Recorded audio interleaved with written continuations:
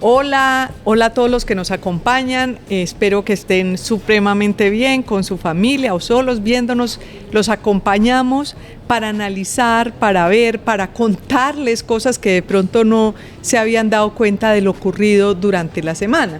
Esta semana estuvo, pues yo no sé si decir que chistosa o trágica, es decir, era como un chiste cruel. Es muy difícil que nadie sepa de qué vamos a hablar, ¿cierto? Porque es que todo fue tan grande y tan evidente. Pero yo creo todo que el mundo tiene su opinión del tema. Sí. Tragicomedia. Pero no, ¿qué tal? Lo que pasa es que yo digo que es un chiste cruel porque lo que vimos fue dramático, trágico, pero los chistes que han sacado es que yo no sé si usted vio yo creo que todo el mundo lo vio, cómo montaron el Consejo de Ministros, porque de eso es nuestro primer tema, es el Consejo de Ministros. Buenos días, Diego, nuestro editor económico. Buenos días, Daniel. Y nos acompaña Nicolás Rivera desde Bogotá, que es nuestro periodista especializado en Palacio de Nariño. Entonces, los memes y los chistes fueron una cosa de morirse de la risa. ¿Qué tal ese? ¿Vieron el del Chavo del Ocho? La llamada lista. Espectacular. Espectacular. No, maravilloso. Ese pedacito, yo creo que hay que poner, aunque sea el pedacito en que llama lista. Chavo. Aquí estoy. No se dice aquí estoy. Se dice presente. Eso. Bueno, uno se ríe, pero por Dios. No, riámonos para no llorar. Reír para no llorar, porque en realidad, pues todo el mundo lo vio como si fuera un reality. Es decir, tuvo todos los componentes del reality. Todo el país pendiente, en hora prime time, hubo llanto, lloró Susana Muhammad, que porque ella no podía compartir mesa con Benedetti, pero pues compartió más de 5 horas. ¿No? Con mucha razón. Con mucha razón, pero ahí se quedó. Ella dijo no va a renunciar, como si con eso se fuera Benedetti, y no se fue Benedetti. No, Benedetti. Hubo regaños. No, Benedetti. Hubo regaños a diestra y siniestra. Eso es como, yo no veo nunca los realities, pero todo el mundo dice que en Casa Estudio eso es, sobre todo el chisme. Es que yo creo que realmente cuando la gente ve un reality es para ver el chisme de la gente. Y aquí nos dejaron al descubierto todos los chismes. Que se corroboró lo que ellos decían que era mentira. Siempre que se hacían notas sobre los ambientes en la Casa de Nariño y en los consejos de ministros, se decía que había dos bandos. Los beneditianos arabianos y los M19 de toda la vida. Y ahí quedó marcado. De eso vamos a hablar ahora y nos va a contar Nicolás muchos detalles que él tiene. Sin embargo, yo creo que es importante, más allá del chiste, pues yo no sé, ¿usted iba a decir algo? No, que fuera del chiste, la locución presidencial que le hicieron pasar así tuvo más rating que La Casa de los Famosos, que es el verdadero reality que lo transmite RCN, ok, el verdadero reality. Sí, y lo más chistoso es que yo no sé si yo no creo que esto lo hayan preparado y de pronto empiezan a salir una cantidad de problemas del gobierno.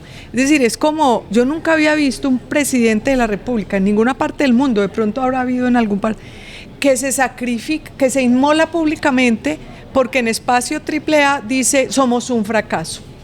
Lo primero con lo que empieza diciendo es, teníamos 196 compromisos y no hemos cumplido 144, es decir, un gobierno 2 años y medio después solamente ha cumplido el 15% de sus compromisos, lo cual es, pero el fracaso rotundo.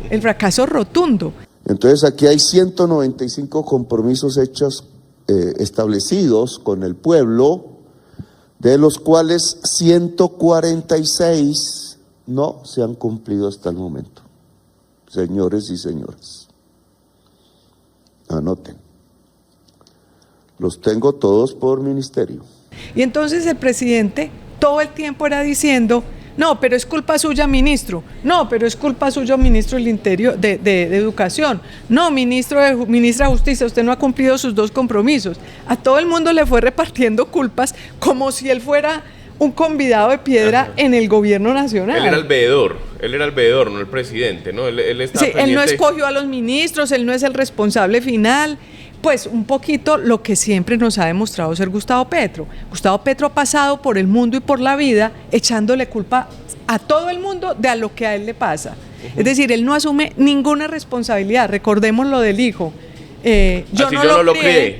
yo no lo crié. O recordemos cuando iba a ir a Naciones Unidas, que dijo, voy a ir a Naciones Unidas a denunciar que el Estado colombiano no está respondiendo con el acuerdo de paz, cuando él era el jefe de Estado. La semana pasada vos dijiste lo de la protesta por las tarifas de energía. Salió a protestar por las tarifas de energía que son responsabilidad de él. Es muy impresionante porque él no se niega a sí mismo, es decir, él siempre lleva la contraria. Él siempre protesta aún contra su mismo gobierno. Es lo único que sabe hacer, es decir, eso es lo que ha hecho toda su vida, protestar, criticar, zarandear, latigar a los demás, como si él fuera un ser supremo, superior, que no se equivoca, el sabio de la tribu.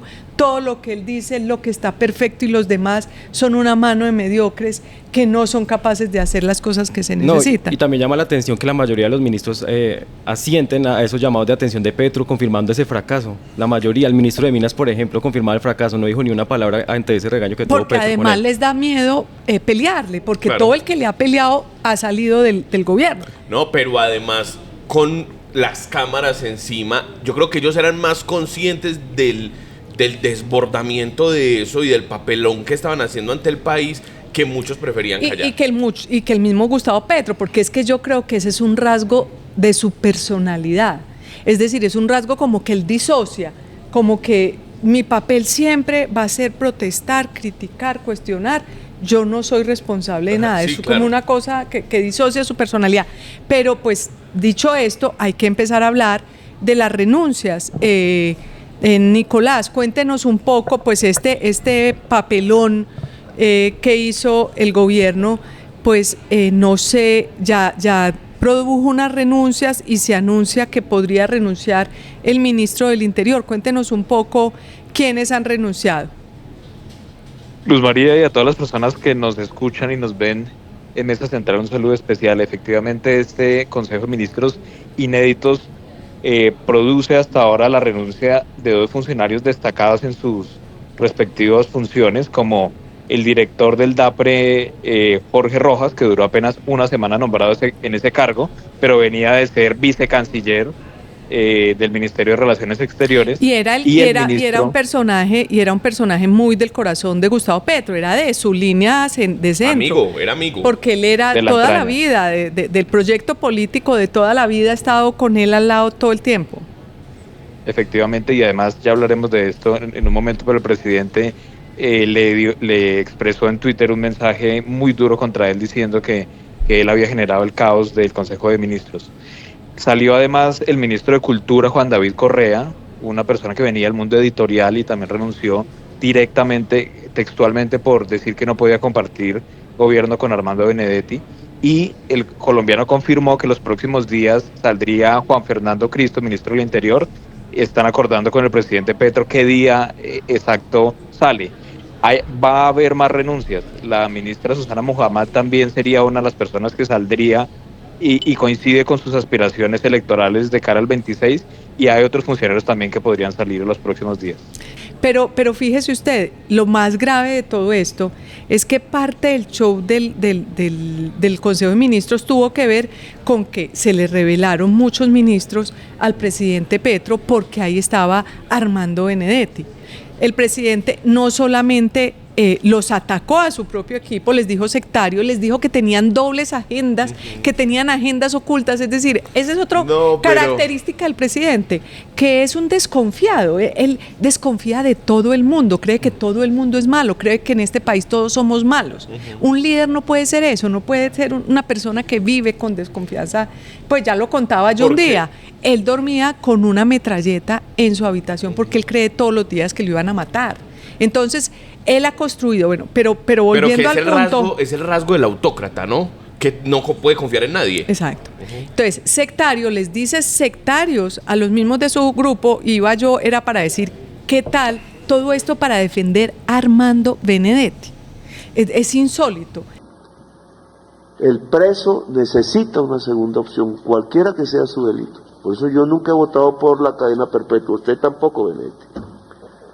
¿Cuál es el caso de Benedetti? Cuando yo hice los debates del paramilitarismo en el Senado, Congreso en general, siendo militante del Polo Democrático, el Polo Democrático no se paraba a hablar excepto uno u otro congresista a defenderme. incluso Robledo se paró a atacarme.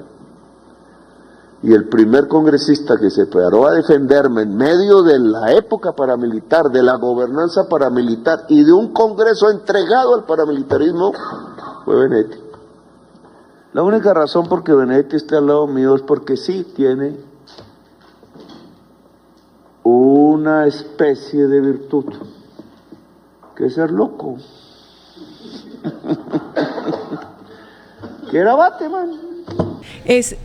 Uno podría pensar, ellos han querido mostrarlo porque que es mucho el amor que se tienen, pero lo evidentemente, como dicen por ahí, tiene 15.000 razones de peso, Gustavo Petro, para sacarlo.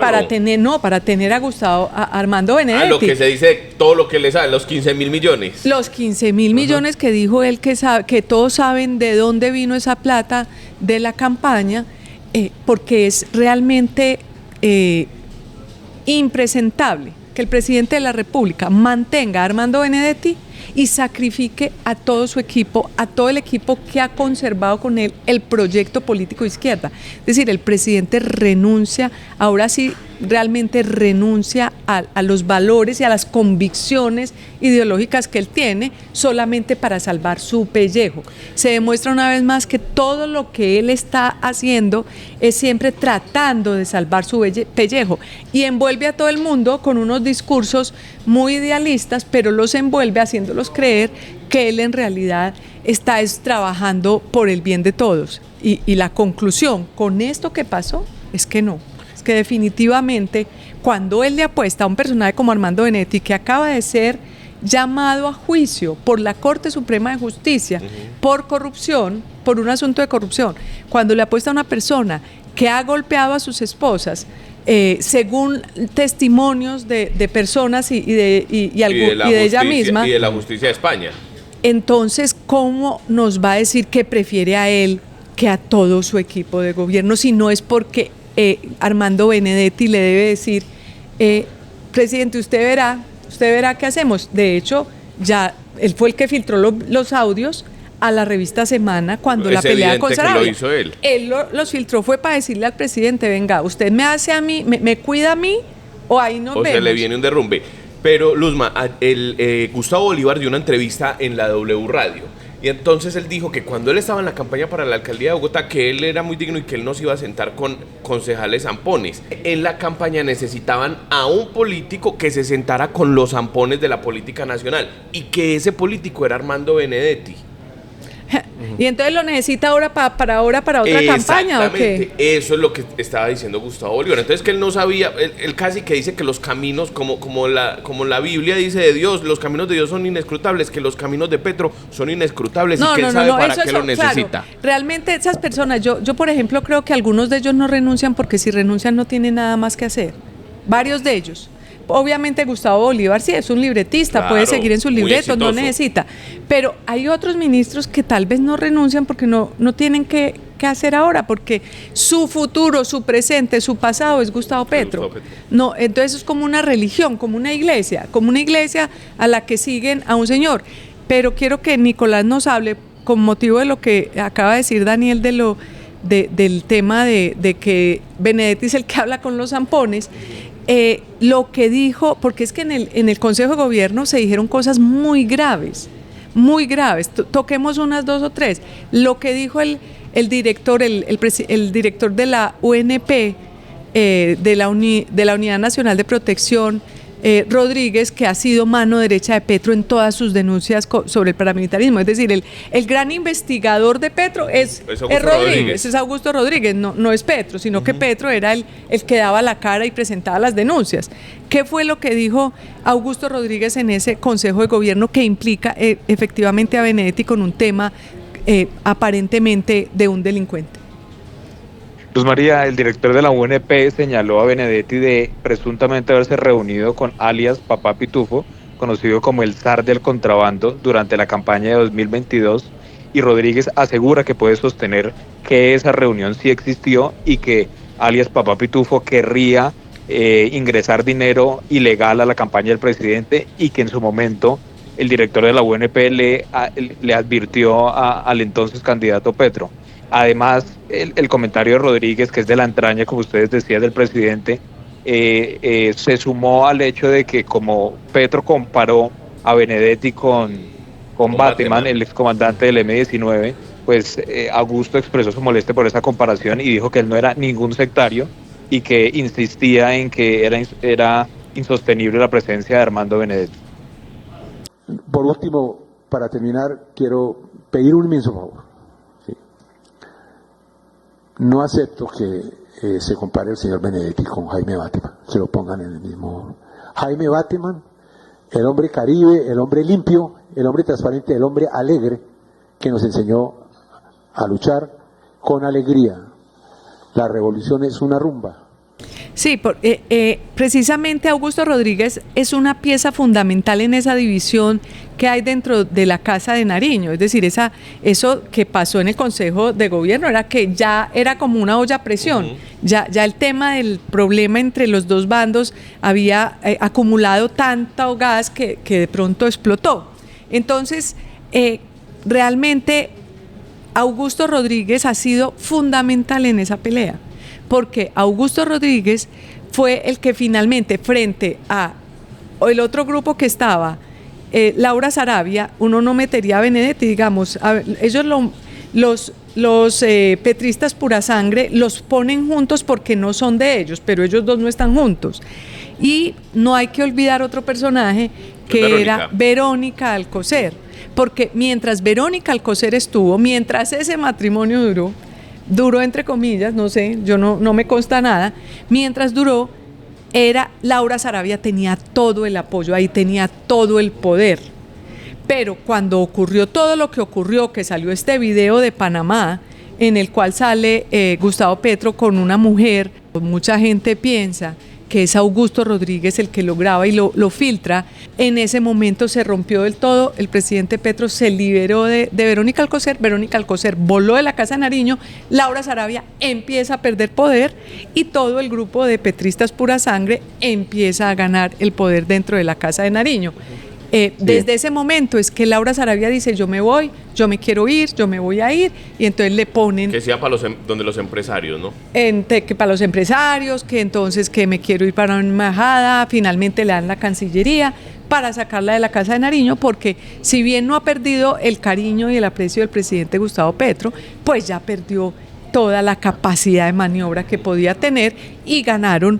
En teoría ganaron. Yo creo que ellos creían que iban a ganar. En teoría ganaron, pero con lo que pasó en el Consejo de Ministros, la impresión que da es que Petro les dice: a ver, usted aquí nadie ha ganado, el que manda aquí soy yo y yo hago lo que me da la gana, más o menos. Sí.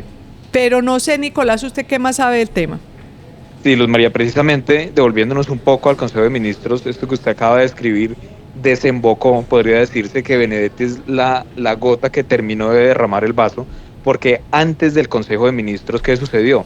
Nosotros conocimos que hacia mediodía Gustavo Bolívar le escribió al presidente que junto a un grupo numeroso de funcionarios del gabinete querían expresarle una inconformidad. Al presidente en el le famoso advirtieron. chat que tienen, es que tienen un chat que lo han llamado el chat del sindicato. Sí, sin trabajo le pusieron. Sin trabajo, le pusieron a ese chat donde están Bolívar. Todos los ministros como Susana Mohamed, Glorinés Ramírez de Trabajo, el ministro de Cultura estaba Gustavo Bolívar, está Iván Cepeda, está el del DNP, todos los que salieron Alexander López, todos los que salieron a apoyar a Susana Mohamed cuando dijo que ella no se quedaba ahí sentada, y a la vicepresidenta, son los mismos que son parte de ese chat. De ese sindicato. De ese sindicato. Entonces, ¿qué pasó ahí en ese cuento? Al presidente le advirtieron que ese grupo de personas quería exponerle de nuevo la molestia por la presencia de Benedetti, que tenían el apoyo de Jorge Rojas para expresar al presidente esa molestia, y el presidente resolvió, al parecer por consejo del propio Benedetti, aunque personas cercanas a Benedetti lo niegan, que había que transmitir el Consejo de Ministros en formato a locución, porque eso además condicionaba a los canales privados para transmitir, como terminó sucediendo, el Consejo durante varias horas, pues por un partido de fútbol, pero la transmisión siguió hasta más de las 11 de la noche. Sí, si no hubiera habido partido de fútbol, habríamos seguido derecho, ¿no? No hubiéramos cerrado periódico. Y lo pararon porque ellos sabían que si paraban el partido de fútbol se iba en contra de ellos. Claro. Exactamente. Llegaron al Consejo y por sorpresa se dieron cuenta que Benedetti, y el propio presidente lo expuso, había diseñado con su oficina de despacho presidencial un informe donde aparecían las metas de cumplimiento de cada ministerio, y nos dijeron a nosotros varios ministros que ese informe estaba desactualizado en algunos casos, pero además que no confiaban que lo hubiera hecho evidentemente Benedetti, lo que generó que la primera persona que expresara su molestia directa fuera la vicepresidencia Francia Márquez, y eso desencadenó las otras reacciones que conocemos, como la de la ministra Susana Muhammad. Entonces, la ministra de Justicia no sabía de esos compromisos. ¿Será que uno a veces dice, será que entonces esto es para decir estamos muy mal y de pronto le meten el acelerador y al final, cuando ya terminen casi gobierno, dicen cumplimos los 195 compromisos? Por momentos pensé que eso podía ocurrir, pero... A propósito de lo que dice Nicolás, es una suerte de jaula lo que hizo Gustavo Bolívar, porque lo que se dice también es que él le dice al presidente en su momento, le dice como bueno, vamos a ponerle las cámaras, vamos a ponerlos en la televisión nacional, a ver si son capaces de decir todo lo que tienen contra mí, a ver si con la audiencia también son capaces de decir lo que van a hacer en el Consejo de Ministros, que era privado. Y fueron capaces, y Gustavo Bolívar también confirma eso, que él incluso minutos antes, cuando se sienta, se prepara, ve las cámaras, se sorprende y le dice al presidente por qué hay cámaras acá, y el presidente le dice porque esto va a ser transmitido en televisión nacional, y también genera un poco de molestia, como decía Nicolás, en el gabinete. Y finalmente el que termina renunciando y yéndose maltratado es Jorge Rojas, que no fue el que proyectó todo eso. Pero bueno, no nos podemos terminar este capítulo sin decir, tal vez para mí, una de las partes más graves, además de todo lo que ya hemos dicho, y es cómo los ministros del gobierno de Gustavo Petro ven el desastre del tema de la seguridad del país. Es decir, vimos a la vicepresidenta, es que yo quiero que la pongamos, cuando ella menciona lo de que sus tías la llamaron el día anterior, ella casi sollozando, que a sus tías les cae balas y que dice, estábamos mejor. Ellas me dicen que estaban mejor antes de que yo llegara a este gobierno. Eso me duele mucho, dijo la canciller, la vicepresidenta. Mi propia familia diciéndome, aquí nos están cayendo las ¿cómo se llaman esos? Casquillos de los disparos, ¿sí? Y es algo que me duele, presidente. A mí me duele que mi gente me diga que estaba mejor antes de que yo llegara a ser parte de este gobierno que ahora. Luego, la ministra de Justicia, con mucha elegancia, más o menos le dijo a Petro, el programa de paz total es un desastre. Eso se están aprovechando todos los grupos, la gente está viviendo en inseguridad permanente, etc. Pero el tema se lo claman desde todas las regiones, y yo se lo he dicho personalmente y se lo vuelvo a decir. La población hoy está sintiéndose en una inseguridad permanente, bajo el fuego de grupos que no entienden, algunos, la bondad del proceso de paz. Y por último, el ministro de Defensa dice que no han podido ir a El Plateado, que porque es imposible la articulación entre las entidades del gobierno. Que reciben ministros y funcionarios más abajo, que se les vuelve verdad. ¿Entonces quedó el sabotaje? Bueno, entonces no entramos al plateado por eso. Entonces no se ha entrado al plateado porque no ha habido una decisión articulada del gobierno para entrar al plateado. ¿Cuándo fue que fueron al plateado, que llegaron con unos... No, hace meses, que no fue el presidente, sino que fue la otra con otra... Claro, un show, pues a mí me da pena y pesar con unas personas ahí valiosas que les tocó irse a poner unos chalecos antibalas y de pronto, y fueron allá, y hoy 3 meses y medio después, eso fue en octubre, 3 meses y medio después, el ministro de Defensa dice, no hemos podido entrar al plateado, no hemos podido tomarnos de verdad el plateado. Entonces todo es un show. Es decir, esto otro también fue un show. Y en ese show además no le importó al presidente todo lo grave que dijeron todos. No le importó. Y otra solamente cosa, se dedicó al tema del chisme, a que tú eres un sectario, a que a las mujeres en el M19 lo que hace... Que a las más bonitas las ponían a cuidar a los cuidar, que más o menos las bonitas cuidaran a Benedetti. Yo me imagino las conversaciones del presidente Petro con Benedetti. No, en el M19 a las bonitas, y Benedetti, traiga las bonitas del M19. Pero bueno, pero decían una cantidad de tonterías en medio de un país en una situación tan complicada, que por lo menos hubo estos ministros que por lo menos sí pusieron temas serios y de preocupación para todos. A mí me parece que es muy lamentable esa figura en la que terminó mostrando el presidente Gustavo Petro, que siempre, más allá de cualquier cosa, siempre fue visto como un gran discursante, un muy buen orador en el Congreso o incluso en plaza pública, o siempre salían esos memes de peinó a tal candidato, y aquí terminó convertido en un tipo que habla de cualquier cosa, que habla del amor y cita No, García pero es que usted le Márquez, creía eso del peinó a tal candidato, esos que decían peinó a tal candidato. No, yo sé que eso son bodegas. Si había una imagen alrededor de que este tipo sabe, ahora es un charlatán. Pero además porque cometió muchos errores. Se equivocó en lo de Neruda, en el contexto histórico que le puso a Neruda. Se equivocó en lo de la muerte de Simón Bolívar, que lo habían matado, dijo. No, pero es que sino revisar lo que dijo del amor alrededor de Benedetti, que había que darle amor y que él... No, es de verdad es que una él encuentra un discurso para justificar sus peores pecados. Entonces y otra cosa, Luzma, me parece insólito que el presidente entonces se está enterando de cosas muy importantes por la prensa. Se entera de que Ecopetrol renueva un contrato importantísimo de fracking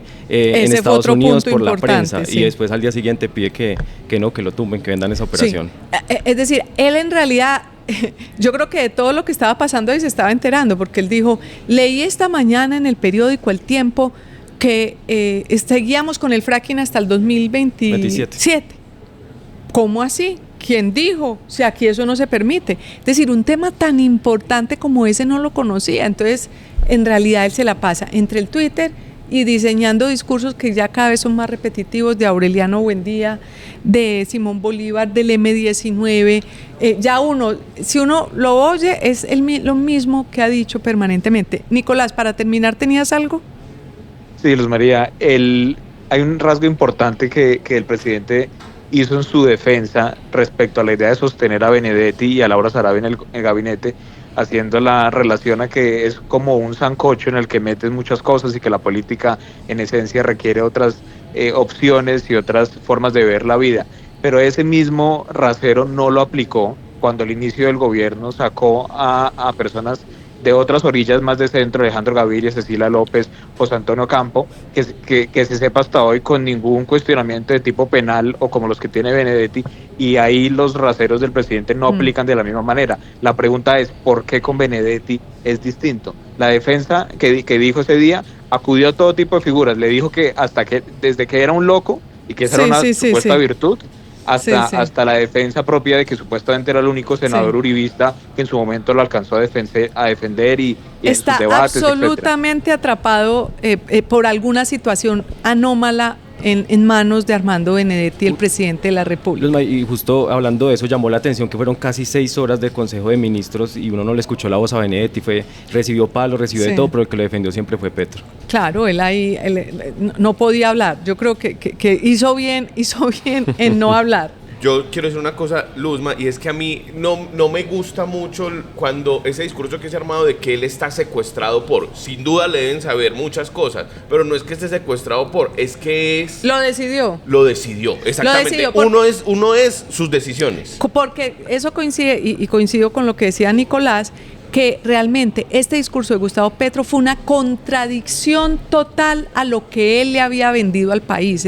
Quedó al descubierto un poco la mentira que él ha montado, porque cuando les dice sectarios a los de su grupo político, cuando toda la vida ha sido sectario él, cuando toda la vida los que no están con él es a los que él ataca. Pero usa la palabra además sindicalistas, que él era una bandera de él, para decirles que eso exactamente, es malo. Para asociarse con una persona que tiene problemas de corrupción, de clientelismo, como le dijo la vicepresidenta Francia Márquez, que creo que salió muy digna en ese consejo de gobierno. Ella, la ministra Mohamed salieron muy dignas. Y al otro día Juan David también. Sí, y Juan David también, se le aplaude también al ministro esa dignidad. Pero la Francia Márquez dice, es que no podemos estar contra los que han construido lo que usted y este proyecto político siempre ha cuestionado. Es que realmente el presidente Gustavo Petro, creo que ahí selló su historia, demostró ante todo el país el tipo de personaje que es, y de pronto se ha envenenado un poco con su propia imagen, y él mismo quiere sostener una imagen que ya no tiene realmente casi ni respaldo en sus propias huestes.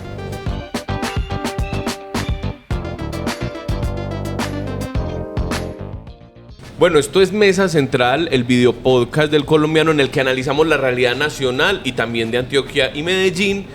¿Cómo nos encuentran? Periódico El Colombiano en YouTube, muy fácil. También estamos en Instagram, estamos en X, estamos en Facebook. Nos pueden seguir para que se enteren de toda la realidad, de los editoriales de Luz María Sierra, la directora, y el contenido que preparan todo el equipo de video del Colombiano. Hoy no está Juan Diego para que le traiga la razón de las tías. Juan Diego es que tiene unas tías, pero nada que me las presenta. Será puro cuento. Debe ser puro cuento. Oiga, el segundo tema, porque hoy vamos a tener solo dos temas, porque ese del Consejo, estuvimos más largos en el Consejo de Ministros que el Consejo de Ministros. Así que nos toca agilizar, pero es que no podíamos dejar de tocar este tema, que finalmente las empresas de gas se vieron en la obligación de subir las tarifas de gas.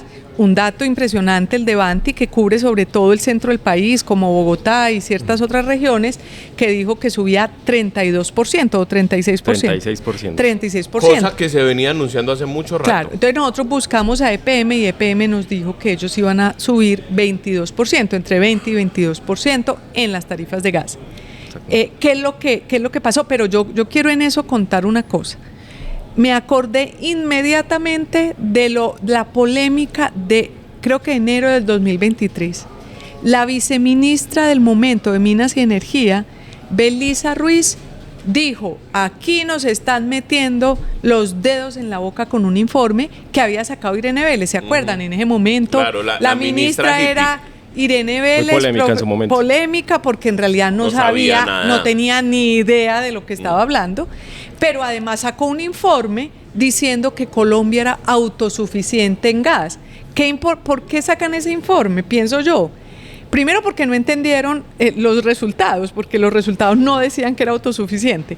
Pero segundo, porque como el presidente en ese momento estaba en la lora de que no iba a permitir exploración de gas, como sigue hoy pues no permite nuevos exploraciones de gas, entonces necesitaba justificar de alguna manera, yo creo, bajarle el volumen a la protesta ciudadana, porque ¿cómo así que no va? Tenemos gas, no lo vamos a explorar, usted, señor, no va a dejar que exploremos gas, que lo vamos a necesitar para cocinar y no tener que volver al cocinol y no tener que volver a la leña.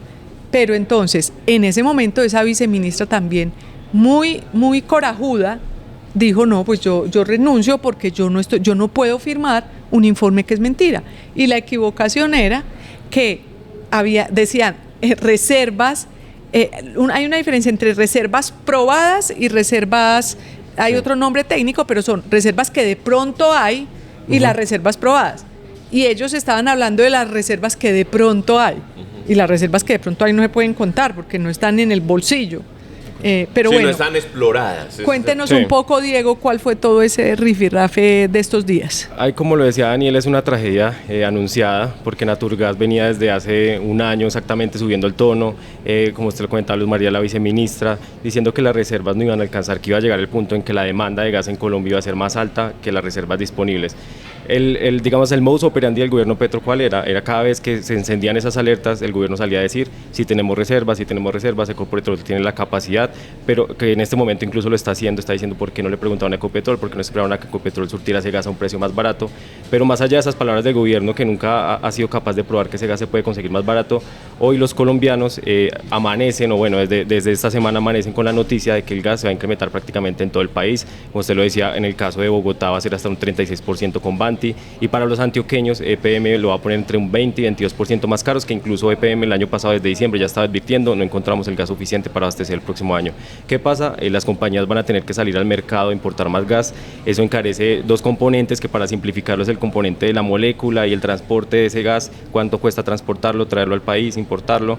Eso cuesta más, pone más costoso el gas, cada vez está más costoso importar, y por ende se va a transmitir en la factura, claro, y va a afectarnos en el día a día. Por ejemplo, restaurantes se van van a ver muy afectados solamente por hacer un comentario. Nosotros poníamos hoy en El Colombiano la factura, por ejemplo, si se consumen, no sé, 15 metros cúbicos, si usted pagaba en diciembre 36.745 pesos, va a pagar ahora 44.527. A medida que sube ese consumo, pues, se pone claro, mucho más grave. Eso pues puede sonar poquito, el aumento pues de 10.000 pesos, exacto, pero 10.000 pesos cada mes durante todo un año para una familia de estrato 2 o 3, pues es bastante. Van a ser las más golpeadas, van obviamente. a ser las más golpeadas. Porque realmente el presidente y el ministro han salido en Twitter a decir que eso es mentira, que Ecopetrol tiene el gas, que lo vende barato, pero han salido muchos expertos como Juan Ricardo Ortega, que es el presidente del Grupo Energía de Bogotá, que tienen que ver mucho con el gas porque ellos transportan el gas en el país.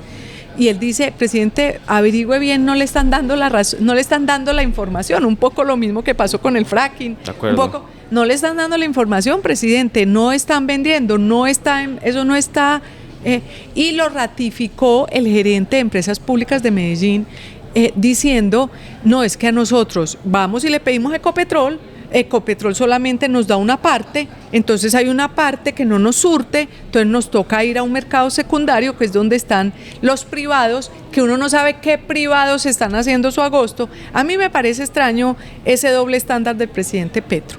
Con las generadoras de energía, él dice, esas generadoras de energía que roban porque cobran muy caro, pero con los que están vendiendo el gas caro, que son unas personas que aparentemente están un poco cercanas al presidente o algunas personas de él, ahí sí no ataca a los que venden el gas caro, sino que ataca a las empresas que distribuyen. Es decir, tiene un doble estándar en la energía y el gas, depende de cuáles son sus afectos. Sí, y digamos que ha sido la constante del presidente Gustavo Petro ignorar esas alertas de gente técnica, que por ejemplo fue la misma Belisa Ruiz, que tuvo que renunciar al gobierno porque no fueron escuchadas también sus alertas. Esta semana salió el viceministro Campillo, también tuvo un rifirrafe con el presidente Petro, que también lo cuestionó por Twitter. Es decir, son unas alertas que estaban cantadas desde hace tiempo, como decíamos, Naturgas, EPM en diciembre saliendo a decir que no iban a encontrar el gas para este año, y es un gas que en definitiva Ecopetrol dice que tiene, pero pues,